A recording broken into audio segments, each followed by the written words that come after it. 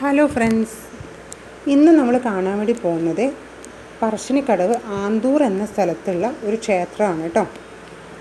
ഇതൊരു 300 വർഷത്തിലധികം പഴക്കമുള്ള ഒരു ക്ഷേത്രമാണിത്. വേട്ടക്കുരുമകൻ ക്ഷേത്രം എന്നാണ് പറയുന്നത്. അതിന് മുമ്പിലുള്ള വയലാണ് നമ്മളിപ്പോൾ കണ്ടത് കേട്ടോ. പറശ്ശിനി ക്ഷേത്രത്തിൻ്റെ ബാക്ക് സൈഡിലുള്ള വയലാണത്. ഇതാണ് വേട്ടക്കുരുമകൻ ക്ഷേത്രം. ഇവിടുത്തെ മെയിൻ പ്രതിഷ്ഠ എന്ന് പറയുന്നത് ശിവൻ തന്നെയാണ് കേട്ടോ. ശിവപാർവതി തന്നെയാണ് ഇവിടുത്തെ മെയിൻ പ്രതിഷ്ഠ എന്ന് പറയുന്നത്. കണ്ടില്ലേ, ഇതാ നിങ്ങൾക്ക് ഇവിടെ ഇപ്പോൾ വായിക്കാൻ വേണ്ടി സാധിക്കും, ശ്രീ വേട്ടക്കുരുമകൻ ക്ഷേത്രം. ആ അമ്പലത്തിൻ്റെ മുമ്പിലുള്ള ബോർഡാണ് ഈ കാണുന്നത്. ഞങ്ങൾ അവിടെ എത്തുന്ന സമയത്ത് അവിടെ നടയൊക്കെ തുറന്നിട്ടുണ്ടായിരുന്നു, ഉള്ളിൽ വിളക്കൊക്കെ വെച്ചിട്ടുണ്ട്. നിങ്ങൾക്കത് കാണാൻ വേണ്ടി സാധിക്കും. എല്ലാവരും ഒന്ന് തൊഴുതാ കേട്ടോ. കണ്ടില്ലേ, ഉള്ളിൽ വിളക്ക് വെച്ചിട്ടുണ്ട്. ഈ ഒരു ക്ഷേത്രത്തിൻ്റെ ഒരു വ്യൂ നിങ്ങൾക്ക് ഞാൻ കാണിച്ചു തരാൻ വേണ്ടി എടുത്തതാണ്. ഈ ഒരു രീതിയിലാണ് അത് വരുന്നത്. ഇവിടെ ഞങ്ങൾ ഒന്നാമത് വന്നത് കളിയാട്ടത്തിൻ്റെ ഭാഗമായിട്ടാണ്. അത് കൂടാതെ നാഗപൂജയും ഉണ്ടായിരുന്നു.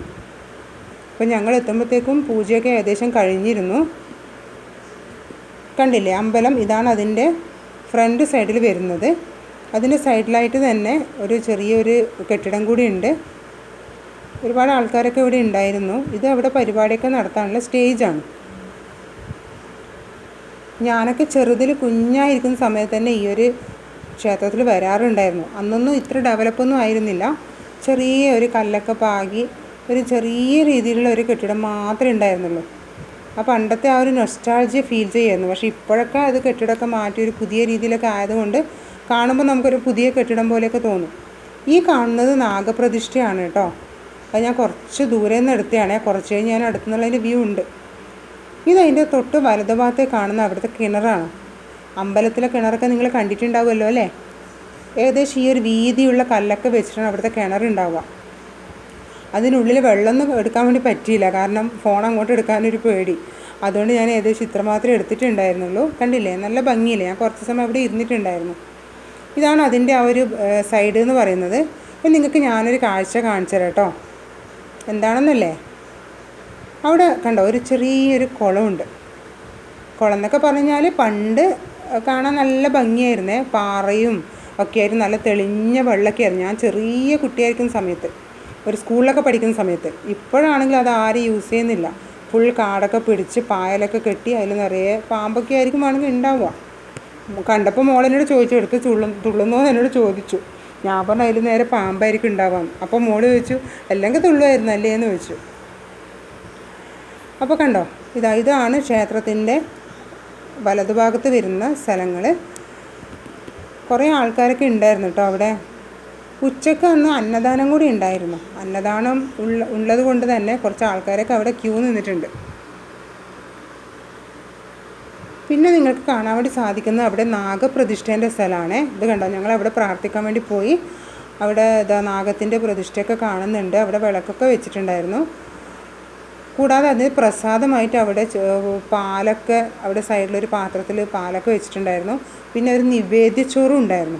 അപ്പോൾ അവിടെ കുറച്ച് അമ്മമാരൊക്കെ ഉണ്ടായിരുന്നു. അവരൊക്കെ പറഞ്ഞ് ഞങ്ങളോട് അവിടുന്ന് പ്രസാദം എടുത്തോന്ന് പറഞ്ഞു. അങ്ങനെ ഞങ്ങൾ അവിടുന്ന് നിലത്ത് വെച്ചിട്ടുണ്ടായിരുന്ന ഒരു കുറച്ച് പ്രസാദം ഉണ്ടായിരുന്നു. അതായത് ഈ അതിനുള്ളിൽ നിവേദിച്ച ചോറില്ലേ, അതാണ് അവരുദ്ദേശിച്ചത്. അപ്പോൾ ഞങ്ങൾ അതിൻ്റെ അകത്ത് കുറച്ചെടുത്ത്, ഞാനും ആൻറ്റിയും മോളൊക്കെയാണ് പോയത്. അപ്പോൾ ഞങ്ങൾ അതിൻ്റെ അകത്ത് കുറച്ചെടുത്ത് കഴിച്ചു. കണ്ടില്ലേ, ഇതാണ് നിവേദ്യച്ചോറ്. അതിനങ്ങനെ മധുരമൊന്നും ഉണ്ടാവില്ലല്ലോ, നിങ്ങൾക്കറിയില്ലേ.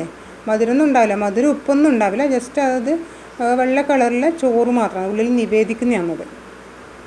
നല്ലതാണത് കഴിച്ചാലെന്നാണ് പറയാം. ഇതാണ് അതിൻ്റെ ആ ഒരു നാഗപ്രതിഷ്ഠേൻ്റെ സ്ഥലം. അവിടെയൊക്കെ നിന്ന് പ്രാർത്ഥിക്കുമ്പോൾ നല്ലൊരു ഫീലിംഗ് ആണ് കേട്ടോ. അതിൻ്റെ സൈഡിലൊക്കെ കുറേ മരങ്ങളൊക്കെ ആയിട്ട് നമുക്ക് കാണുമ്പോൾ തന്നെ നല്ലൊരു പിന്നെ അറ്റ്മോസ്ഫിയറാണ്. അതിൻ്റെ സൈഡിലൊക്കെ ആയിട്ട് ഇരിക്കാനുള്ള സൗകര്യമൊക്കെ ഉണ്ട്. അപ്പോൾ കുറേ ആൾക്കാരൊക്കെ അവിടെ ഇങ്ങനെ ഇരുന്നിട്ട് ഇങ്ങനെ നോക്കുന്നുണ്ടായിരുന്നു.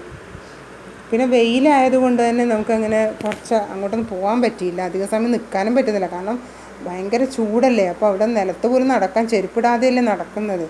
അപ്പോൾ അത് കുറച്ച് ബുദ്ധിമുട്ടുണ്ടായിരുന്നു. അപ്പോൾ അവിടെ കുറേ ആൾക്കാരൊക്കെ അവിടെ പ്രാർത്ഥിച്ച് പോകുന്നുണ്ടായിരുന്നു. പിന്നെ ഈ നാഗപ്രതിഷ്ഠ നടക്കുന്ന സമയത്ത് നമുക്കവിടെ പ്രസാദമൊക്കെ കിട്ടും. അത് നമ്മളവിടെ കഴിപ്പിക്കണം, എങ്കിൽ മാത്രമേ നമുക്കവിടെ പായസമൊക്കെ ഉണ്ട്. കഴിപ്പിച്ച് കഴിഞ്ഞാൽ എല്ലാവർക്കും ഒരു കണ്ടെയ്നറിലാണ് അവിടെ പായസമൊക്കെ കൊടുക്കുന്നുണ്ടായിരുന്നത്. അപ്പോൾ ഇതിൻ്റെ ഐതിഹ്യമൊക്കെ ചോദിച്ചപ്പോൾ ഞാൻ ഇവിടെ അധികം ആൾക്കാർക്കും അങ്ങനെ അറിയില്ല. എന്തോ ഒരു എന്താ പറയുക 300-ലധികം വർഷം പഴക്കമുണ്ട്. പിന്നെ കുറച്ച് നാൾ ഈ ഒരു ക്ഷേത്രം അടച്ചിട്ട് ഇട്ടിട്ടുണ്ടായിരുന്നു എന്നാണ് അറിഞ്ഞത്.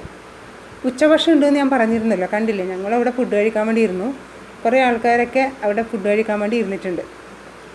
സാമ്പാറും അതുപോലെ തന്നെ പച്ചടിയും പിന്നെ അച്ചാറും